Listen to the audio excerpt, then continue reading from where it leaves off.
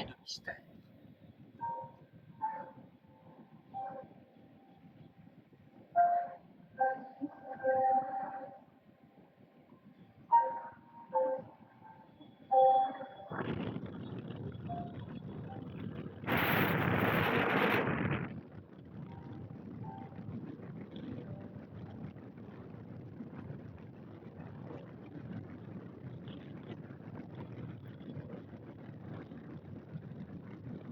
Chaque mot révèle le paysage de la vie d'amour.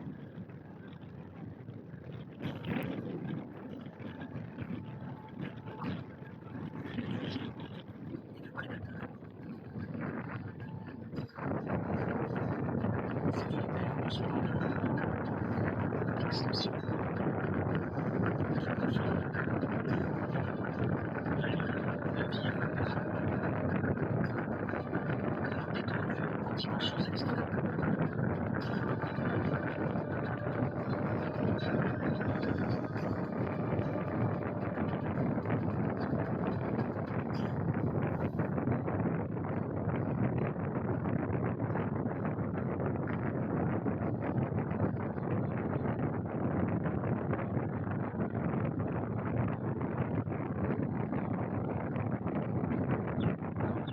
C'est le mois de janvier, il fait encore beau. Le thermomètre pesera bientôt les 38 degrés.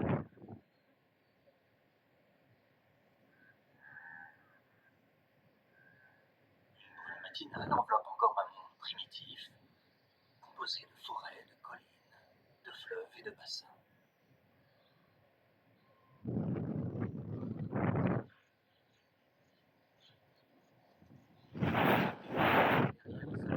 Derrière l'isolé, un éléphant assis d'une trentaine d'années, les mamelles gorgées de lait, veille sur son nouveau-né. La petite femelle est venue au monde dans l'obscurité de la nuit.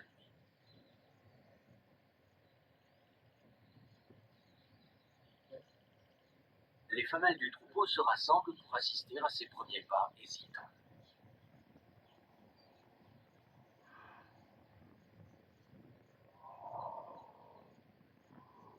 Et ne reculeront devant rien pour la protéger.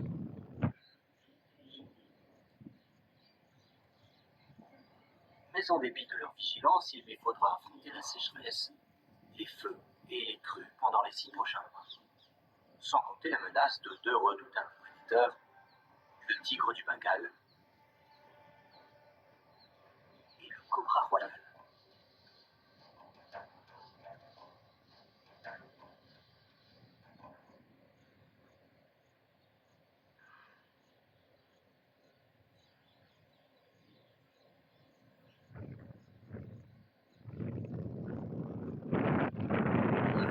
Sur les essentiels où les civilisations se sont succédées depuis la nuit des temps.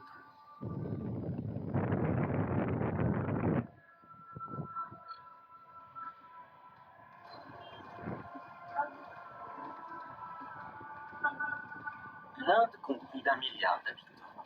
Près du 5e de la population mondiale vit regroupée sur seulement 2% de la surface du globe. Surpeuplement, mouvement de foule, ferveur religieuse,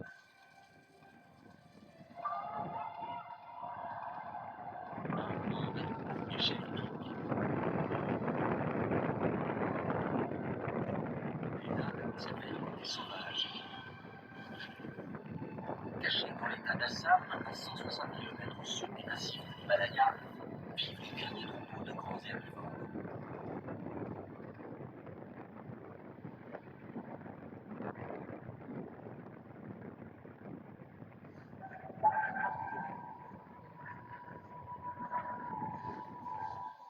L'éléphant d'Asie, le plus gros animal terrestre du continent.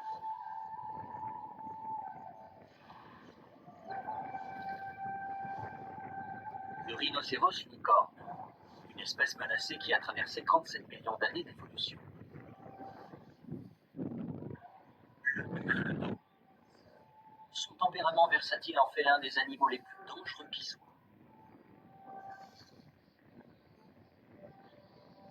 L'histoire de ces créatures débute à plus de 6 000 mètres d'altitude dans les montagnes de C'est là que l'un des grands fleuves de l'Inde prend sa source, le Brahmapoutre. Alimenté par la fonte des neiges, il serpente à travers le Tibet jusqu'en Inde, où ses eaux riches en substances nutritives engendrent des perles qui s'écoulent sur une surface plus vaste que la Californie.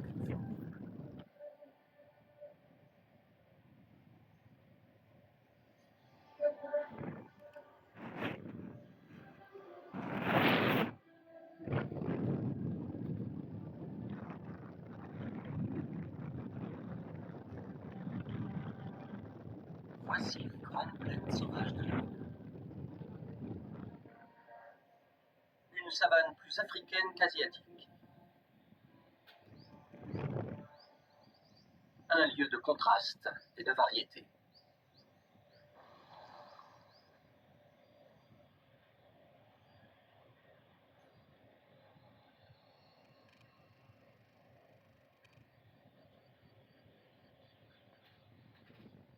Le soleil matinal réchauffe une famille de loutres à lunettes.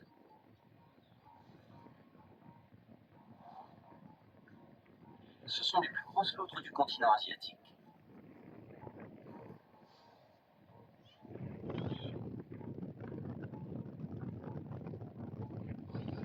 Ce groupe est composé d'un groupe et de sa progéniture de l'année précédente.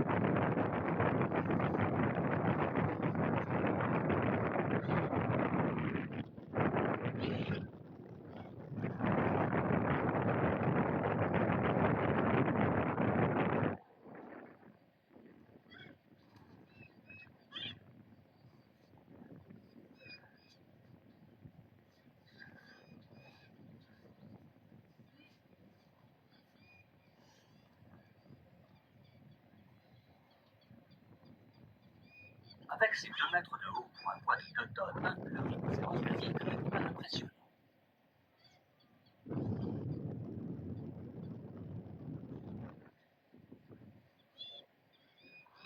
Ces plaines sont le seul endroit au monde où les rhinocéros et les loutres cohabitent.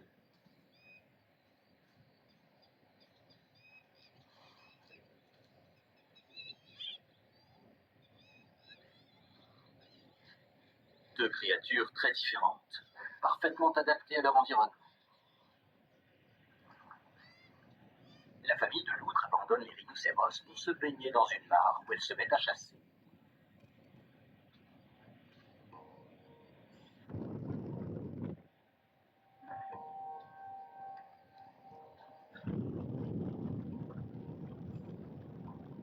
Leur fourrure épaisse sont douces et isolantes et maintiennent le sec et au chaud. Pendant la plongée, leurs narines et leurs oreilles se ferment machinalement. La propulsion est assurée par une puissante queue.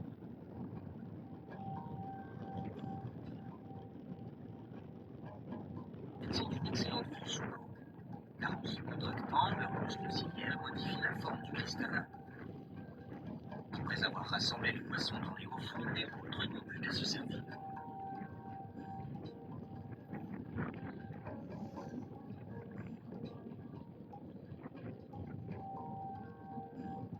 L'abondance de poissons-chats garantit la subsistance de la famille. Non loin de là, une volée de cormorans utilise une tactique de pêche analogue.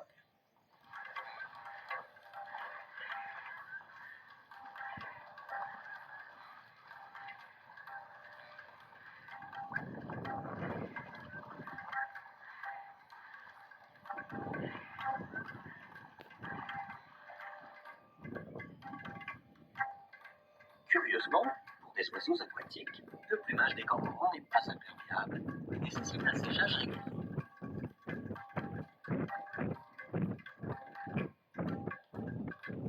Ils n'ont pas d'ouverture nasale externe et doivent respirer du bec ouvert. se rafraîchissent en faisant vibrer leur poche.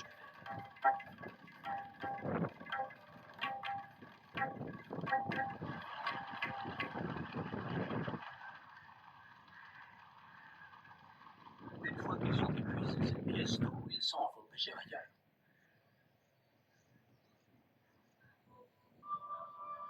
Les plaines sont constellées de petites mares. Chacune étant bordée d'une forêt tropicale dense.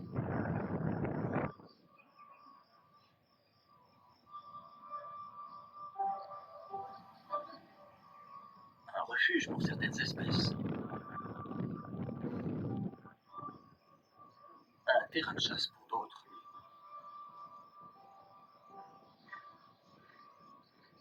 Un territoire de choix pour les spécialistes de l'embuscade.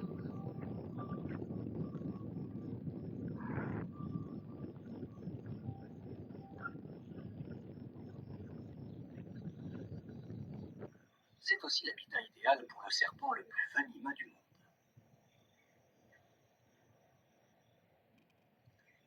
Le nom latin du cobra royal, Ophiophagous, signifie qu'il se nourrit de serpents. C'est même tout ce qu'il mange.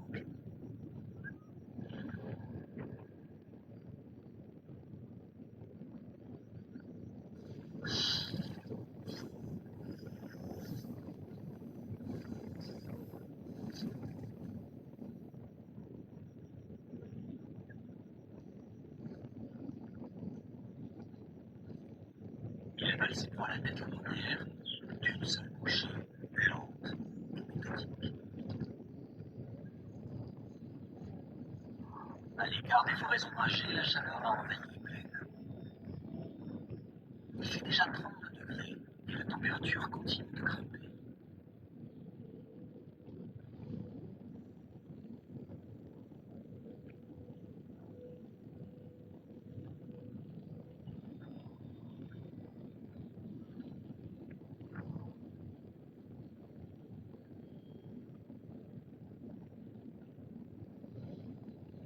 L'éléphant d'Asie peut engloutir 130 kilos de nourriture quotidienne.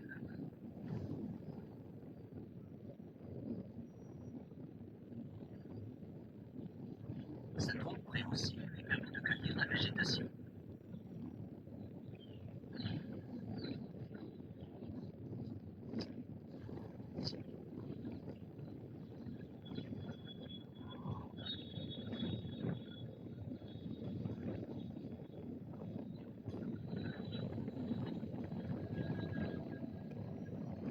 La petite femelle d'un mois doit suivre le rythme du troupeau qui poursuit sa route.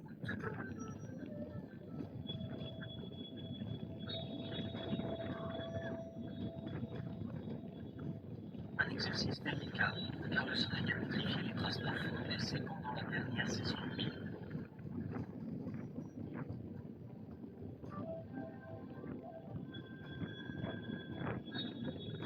Pour survivre, ces pachydermes peuvent boire une centaine de litres d'eau par jour.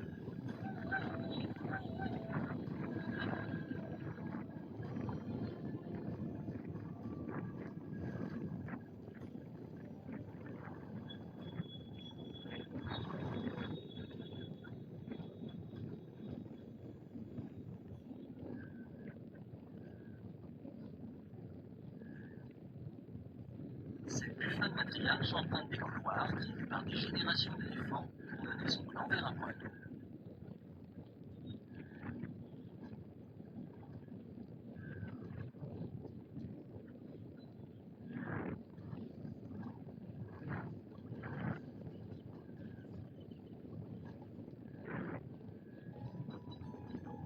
Un bavard imposant rôde aux abords du troupeau.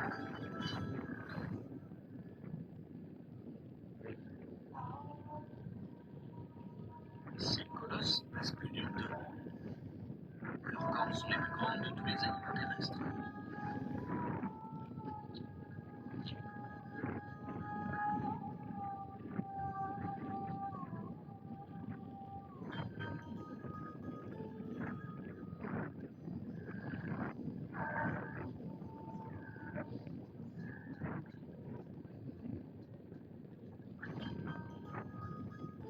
Les herbivores sont rarement seuls autour des points d'eau.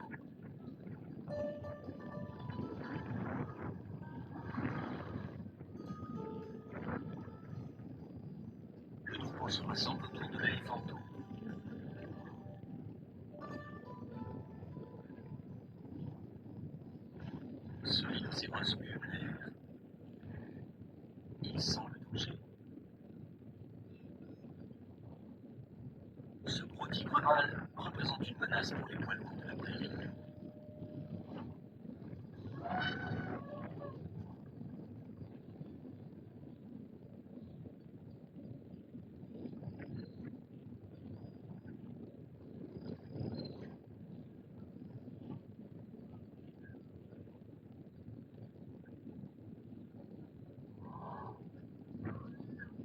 Les tigres peuvent attaquer et tuer les jeunes éléphants.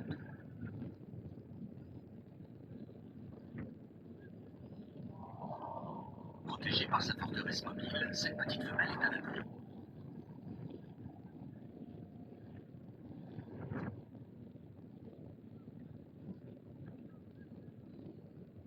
Mais il est une menace contre laquelle les siens ne peuvent pas la protéger.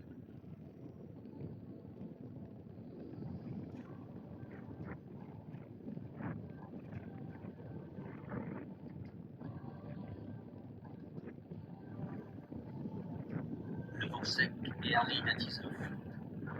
Il se répand rapidement à travers les hautes herbes.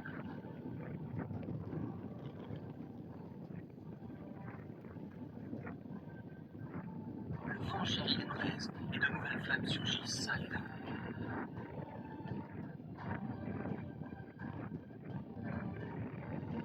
La malchance pour certains, une aubaine pour d'autres. Les oiseaux se rassemblent à la lisière des feux pour se nourrir d'insectes et de petites créatures débusquées par les flammes.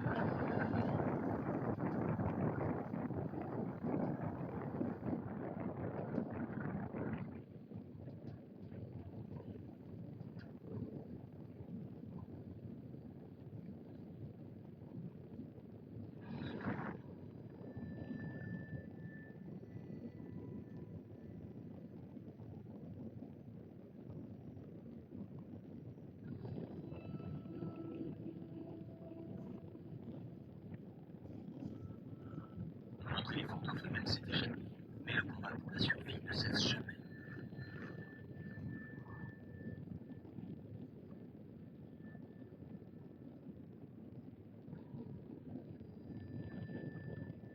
Les plaines semblent dévastées. Pourtant, le sol se régénère comme par magie. Les capotiers fleurissent. Leurs grandes fleurs dominent le paysage et attirent les pollinisateurs à des kilomètres là-haut.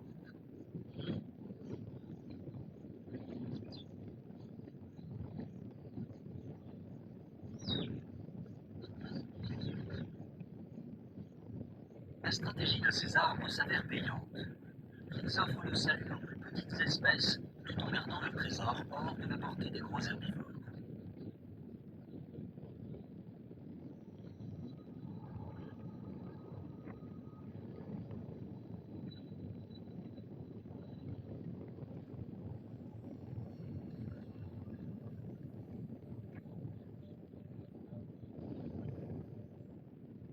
Au cours des 2 mois qui vont suivre, les températures vont atteindre 35 degrés.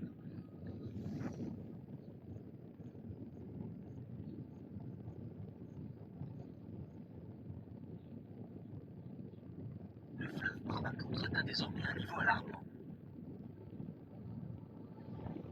Mais avec ses 3000 km de long et près de 3 km de large, il demeure une barrière infranchissable pour la majorité des animaux. La plupart des espèces qui vivent d'un côté du fleuve n'ont jamais été aperçues ou même entendues sur l'autre rive.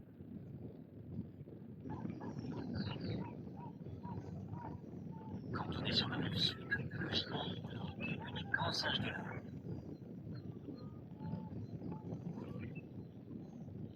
Perchés à une trentaine de mètres au sommet des arbres, ils peuvent faire des boucles 6 mètres et s'agripper aux branches en utilisant leurs mains comme des crochets. Les femelles ont un pelage brun, celui des mâles est noir.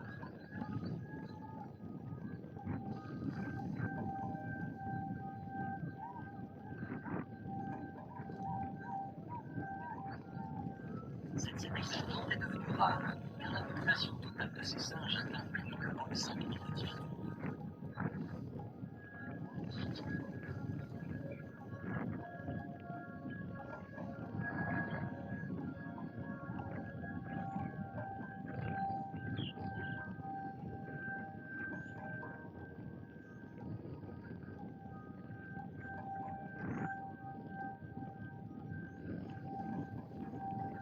Sur la rive nord du fleuve, le langur doré est l'espèce de singe la plus menacée d'Inde.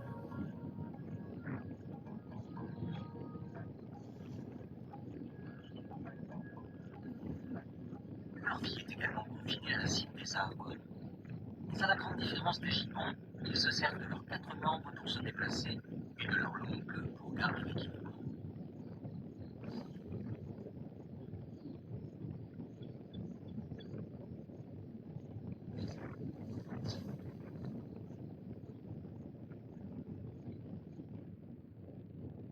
Le brabapoutre rend improbable toute rencontre entre le gibbon boulotte et le langur doré.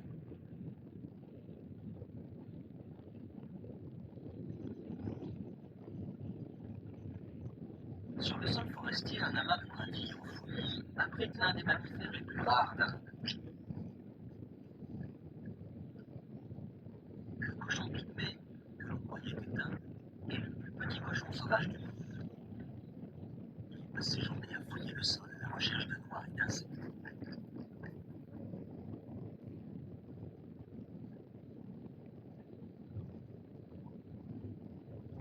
À la naissance, ces mammifères ont la taille d'une pomme et pèsent moins de 200 grammes. Ce sont des proies idéales pour les nombreux prédateurs des plaines.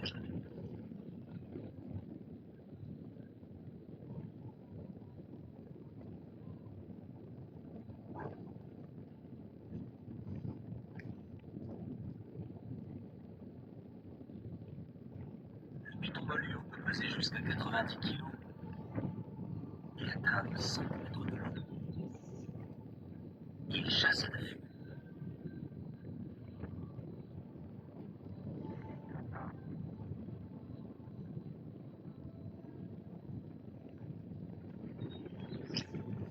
Les grognements des parents maintiennent les petits à proximité. Mieux vaut ne pas l'embêter.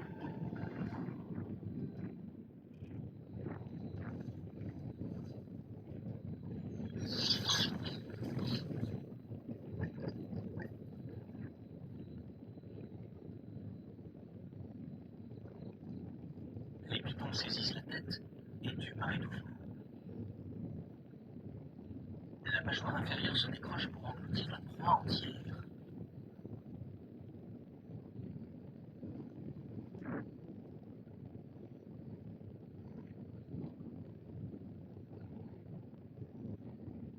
L'été s'installe, inexorablement.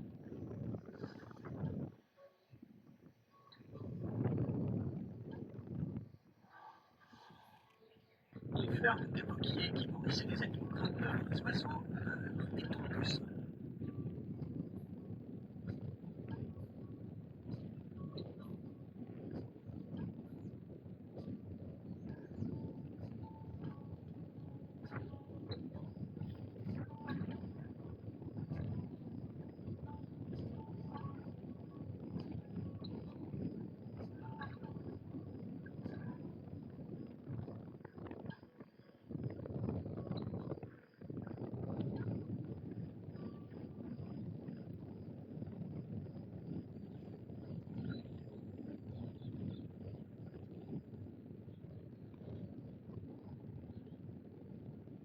Les éléphants se rassemblent autour d'un point d'eau, une scène à l'allure intemporelle.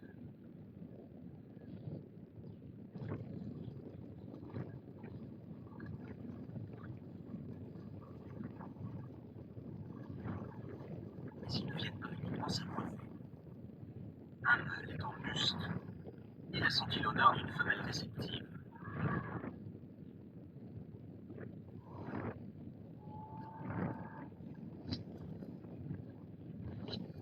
Cet état imprévisible coïncide avec une période de tension sexuelle exacerbée. Les niveaux de testostérone chez un éléphant robuste peuvent être jusqu'à 60 fois plus élevés qu'en temps normal. Le mâle flaire le sol pour repérer l'odeur de la femelle qui acceptera de s'accoupler. Puis il erre à travers le trou.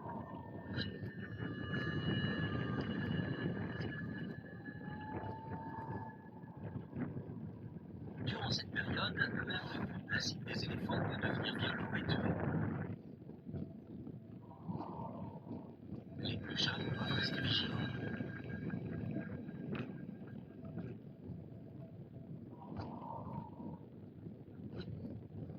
mâles peuvent peser jusqu'à 6 tonnes, presque 2 fois le poids d'une femelle.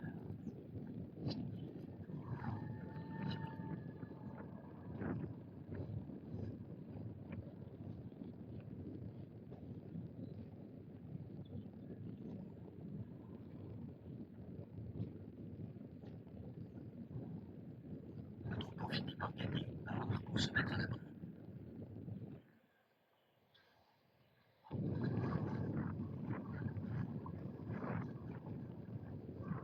Pour certains, progresser du long des années, c'est difficile que sur Terre.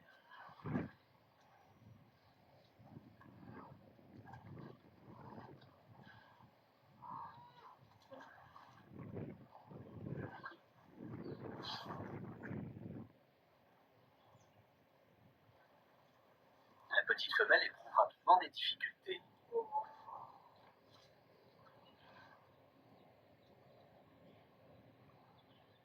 Mais elle s'en sort plutôt bien.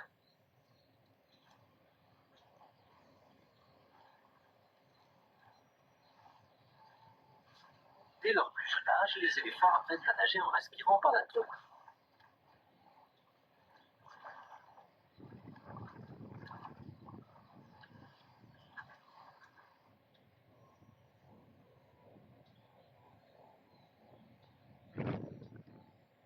Mais rien ne vaut le réconfort d'une bonne tétée.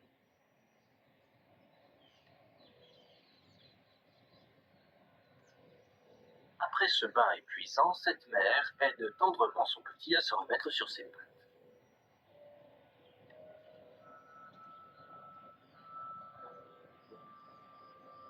À la fin de cette longue et chaude journée, les éléphanteaux plus âgés sont pleins d'entrain, inconscients des dangers qui pourraient rôder dans les broussailles.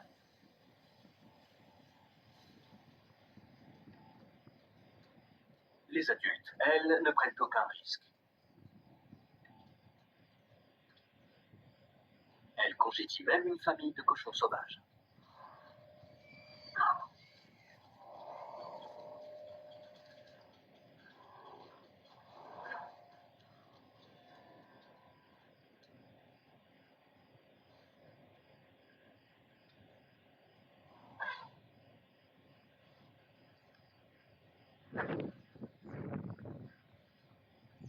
Élever des éléphanteaux au sein du troupeau accroît leurs chances de survie.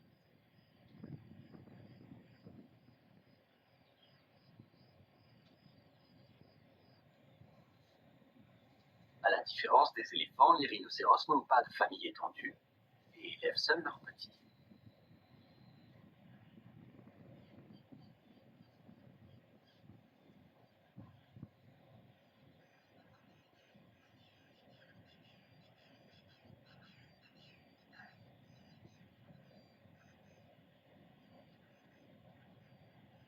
Cette femelle vient de mettre bas. Elle est isolée et sombre et vulnérable.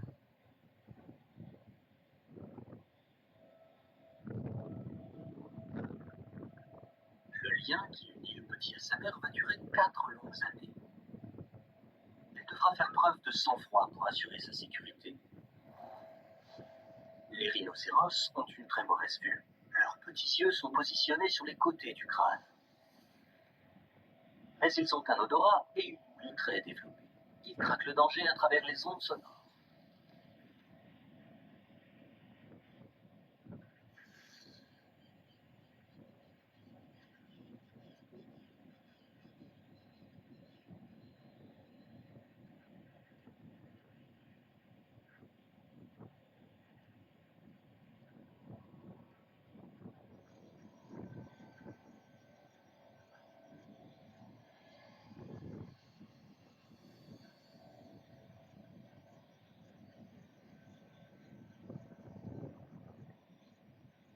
Une troupe de macaques rhésus quitte les arbres pour se nourrir de plantes que le retrait des eaux a rendues accessibles.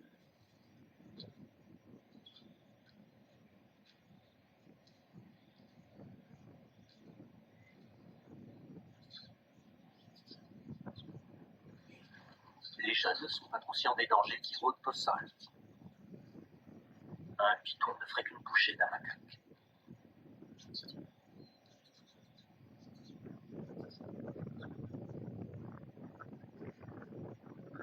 Ils rejoignent vite la canopée.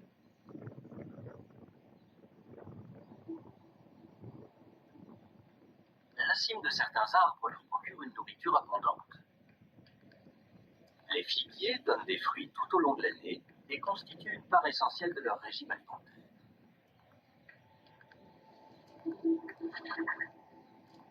Il existe près d'un millier d'espèces de figues dans le monde. Chacune entretient une relation symbiotique avec sa propre espèce de petite guêpe. Une association qui s'est développée au cours des derniers 80 millions d'années.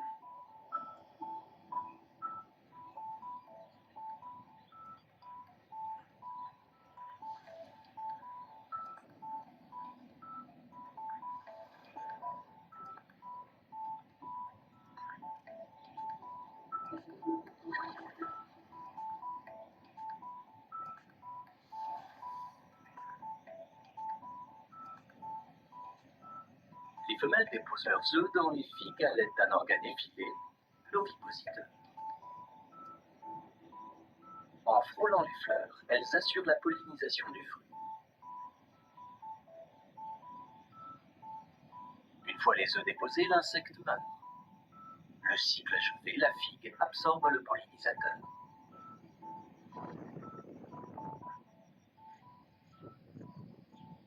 Dans certaines forêts, près de 70% des animaux dépendent des figues pour survivre.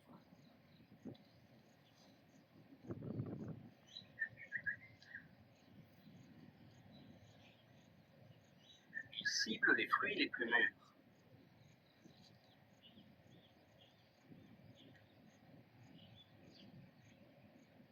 Et les calaos disséminent les graines à travers les plaines sur un rayon de 40 km.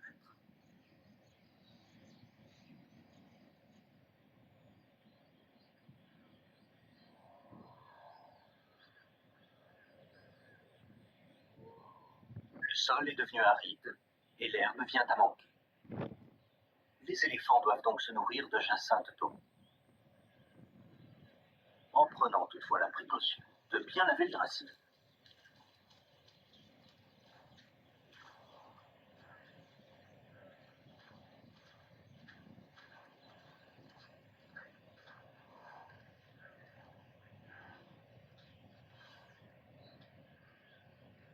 Pour la petite femelle, c'est une nouvelle leçon de survie.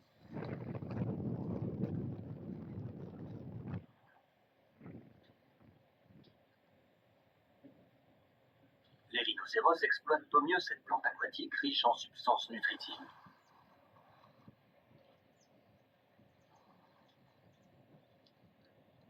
Ils produisent d'énormes piles d'excréments pour délimiter leur territoire.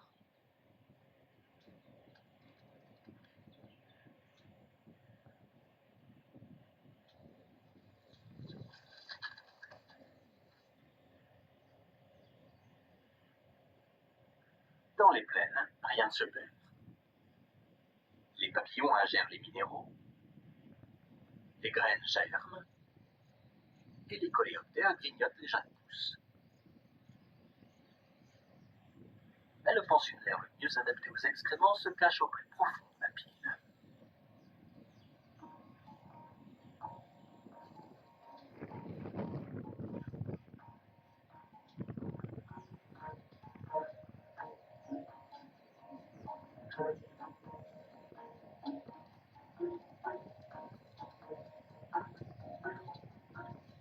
Les poussiers façonnent des centaines de boules d'excréments dont ils se nourrissent après les avoir enfouis.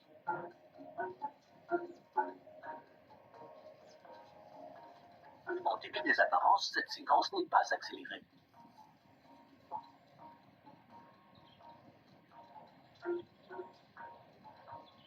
Les boules d'excréments servent de sacs de culture.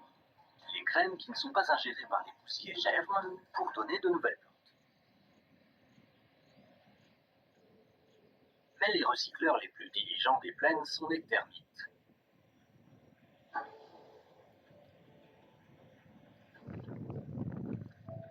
Cette colonie en abrite une centaine de milliers.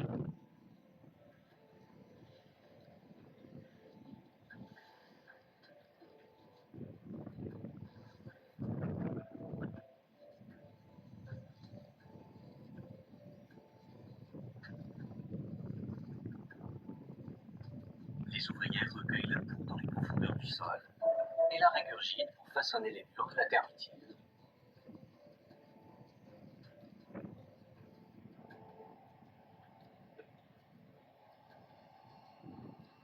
Elles rongent le bois mort dans les prairies et le transforment en substances nutritives qui sont réabsorbées par le sol.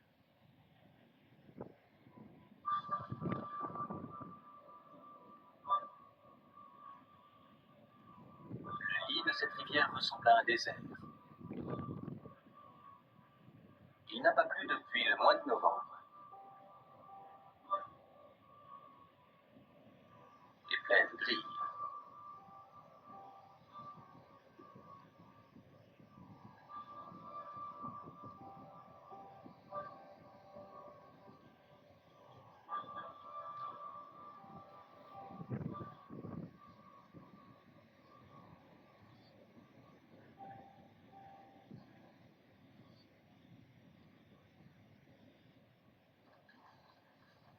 Les rhinocéros se complaisent à se vautrer dans les mares boueuses. Leur peau cuirassée est assez délicate et même tendre par endroits. La boue les soulage des morsures d'insectes, maintient leur peau en bon état et les protège des rayons brûlants du soleil.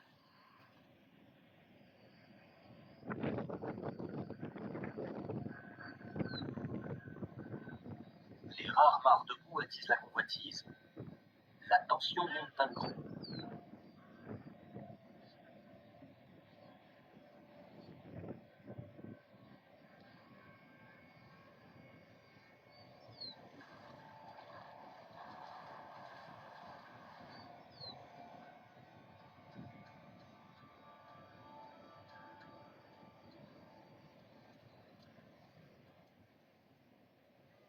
Malgré la chaleur accablante, deux jeunes rhinocéros se querellent.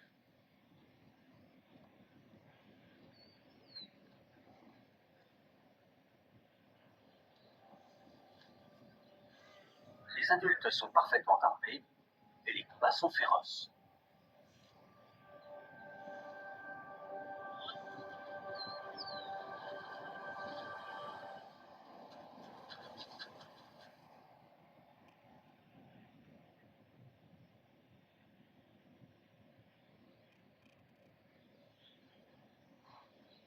Blessé et presque borgne, le vaincu s'éloigne pour récupérer.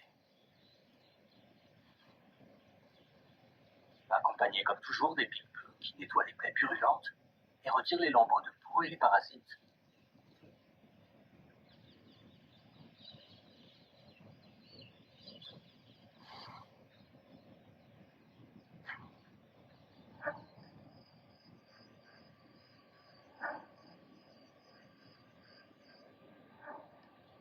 Pour certains, la tension qui règne dans les plaines est trop forte. Les charognards feront disparaître toute trace de cadavre.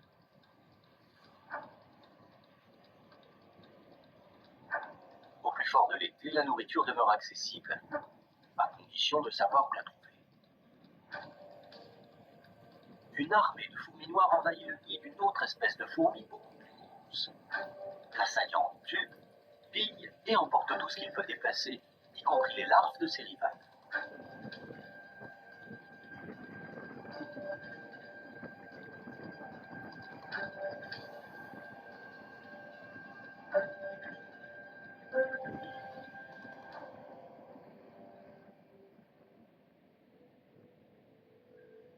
La température continue de grimper. Les nuages s'amoncellent. La mousson arrive. Des cumulonimbus bourgeonnent pour culminer à 16 000 mètres d'altitude. Ils peuvent contenir 4 millions de tonnes d'eau, le poids de 10 000 Boeing 747.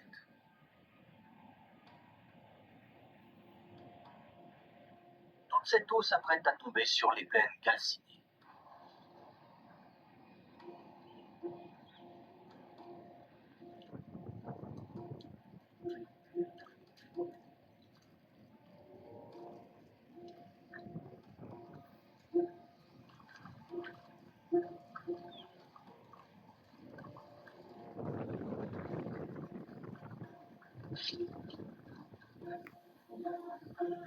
Les mares asséchées se remplissent de nouveau. Ces conditions vont perdurer durant 3 mois et engendrer une nouvelle explosion de la vie.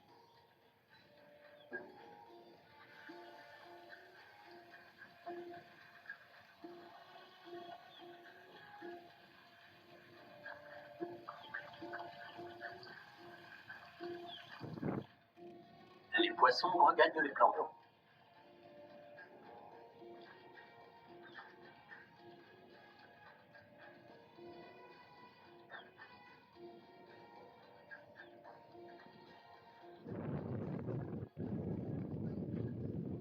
Les sabots larges qui servent des marais, endémiques de la région, leur permettent de progresser à travers la boue épaisse.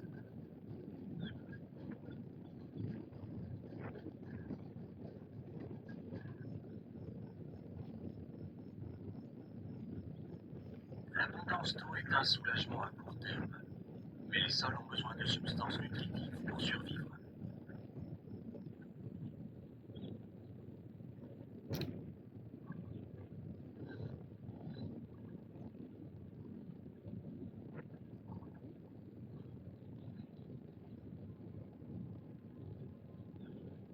L'eau de fonte des glaciers de l'Himalaya se mélange à l'eau de pluie de la mousson.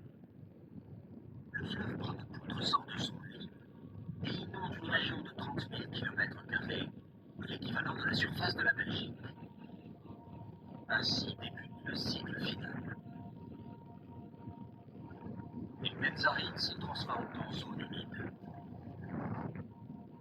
La terre ferme se fait rare. L'exode commence.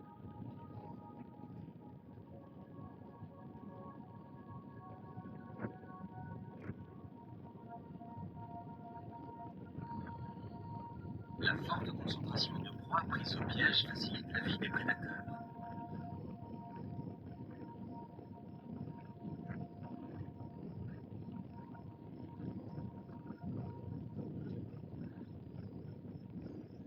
La femelle rhinocéros et son petit quittent les rives du Brahmaputra et rejoignent les éléphants à la recherche d'un sanctuaire sur les collines alentours.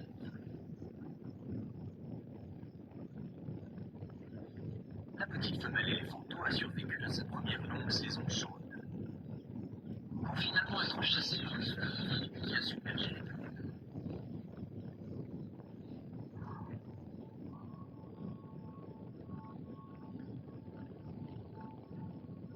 Mais en réalité, le désastre apparent participe d'un processus de création.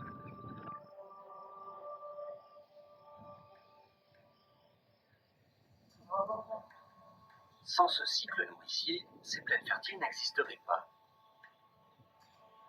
Les substances nutritives venues des montagnes qui sont disséminées à travers la région enrichissent les sols.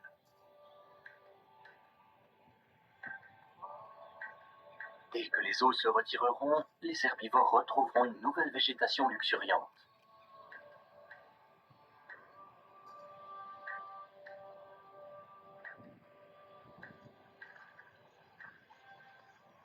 Dans cette région du globe où la population humaine est si présente, il existe encore des espaces où les géants vivent en harmonie avec leur monde. Le fleuve Brahmaputra crée un lieu d'une extraordinaire richesse, propre à l'Inde et unique sur Terre.